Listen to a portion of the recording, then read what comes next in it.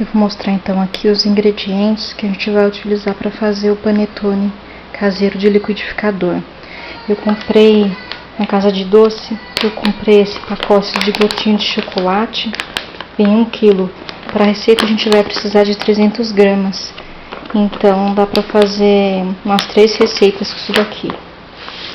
Aí vai um pacotinho de fermento de 10 gramas.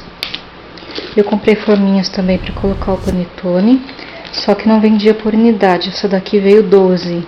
Também vai dar para fazer bastante panetone aí. Vamos precisar de 3 ovos.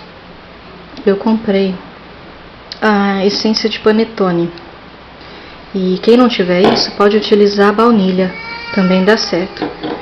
Meia xícara de chá de açúcar, 4 colheres de margarina, 250 ml de água morna, meio quilo de farinha de trigo. Ali eu já separei uma tupperware pra gente poder fazer a massa. E vamos precisar do liquidificador, né? Porque ele é de liquidificador.